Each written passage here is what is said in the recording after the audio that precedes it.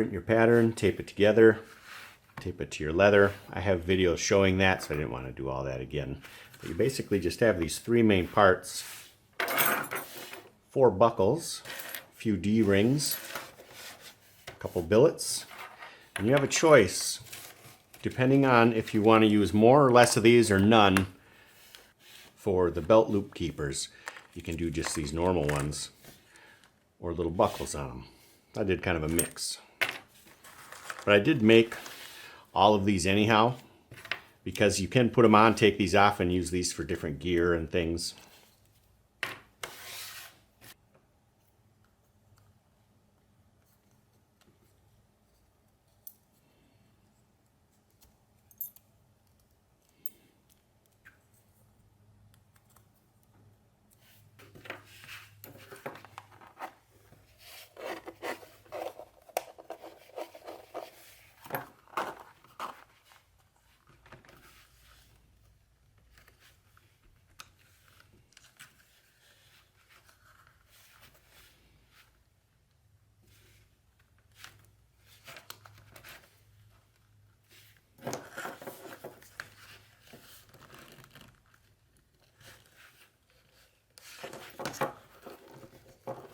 Remember, if this is on that side, well, I suppose depending on which way you have your buckle going, that billet's going to come through, so you're going to have this thick enough for 2 layers of this belt.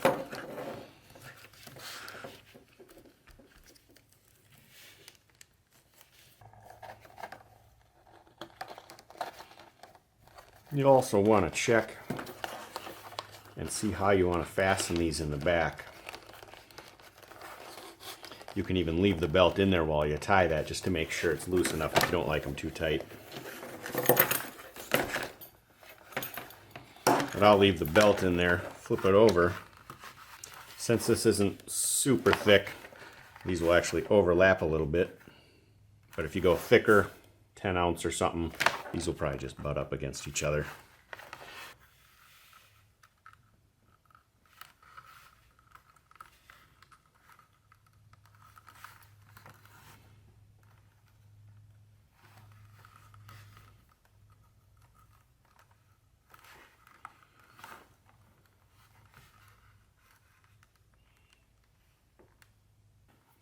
What I like to do is go through twice for this square knot.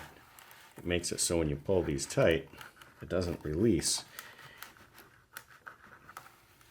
As long as you don't pull on one side or the other, leave them loose while you're doing this next knot. It stays real tight. A little dab of glue on that knot might not hurt. I always like to start in the middle. That way I know everything's lined up real nice right in the middle. If you start on one side and go, you'll see because of the curvature of this, it might be a little more difficult to get everything to line up. It'll be pulling a little bit. So if you start in the middle, then you know both sides will be pulling equally. I prefer to use Chicago screws, or those rivets you actually peen over, the copper or brass ones.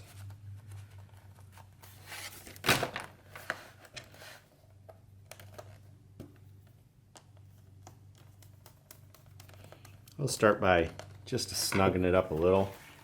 That way you can get everything lined up, and then wrench down on a little bit.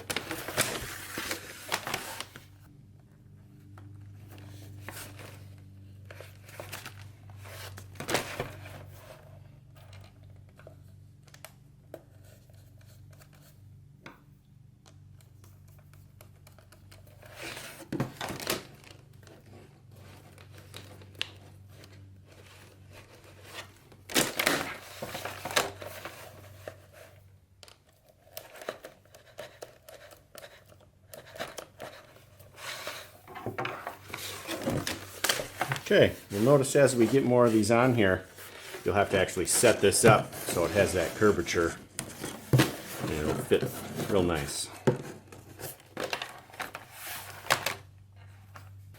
You may need a little bit longer Chicago screws for these. Add up the thickness of leather. You can always skive those parts and get the corresponding Chicago screws.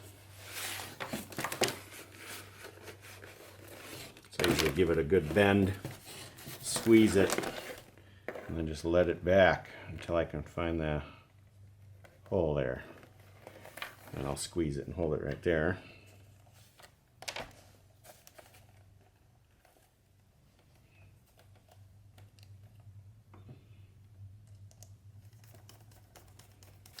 Sometimes these Chicago screws won't go together.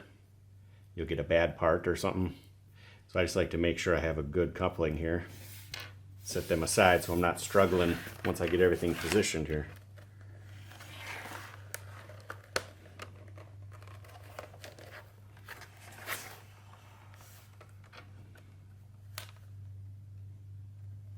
Now always put half of this around the table edge on your lap. So I'll go a couple this way and then go on the other side and do a couple that way and work my way towards the ends.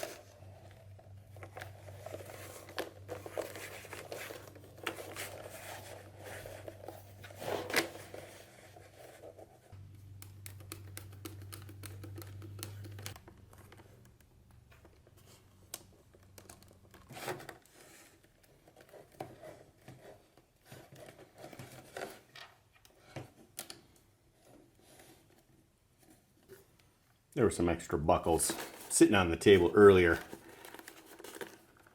Disregard those. You'll only need 2 of these. I was just building a couple of these at once. You'll need 2 of those buckles and 1 billet. And you can just leave this long or trim it later on. However long you want that. You can make it a lot longer too if you want this to be real wide. All right. We can put that belt through there. I like to usually leave mine like on the last hole or something so I can just step into it, pull it up.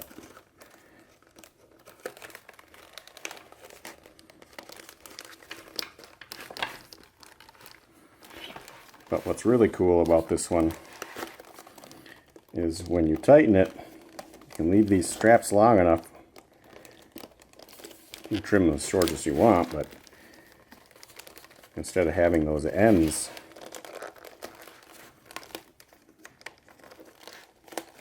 these ends sticking out, there's a space in there worked into the pattern so they can be back behind there.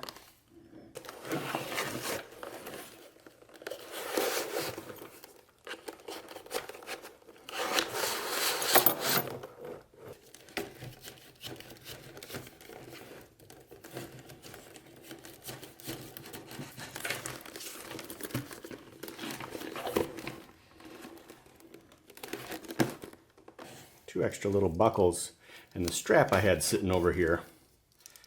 You can make more of these and just make those 4 holes, print another page with that little template so you can add extra straps anywhere you want. You could skip this belt and the loops and just put this right here if you want a cleaner look on the front.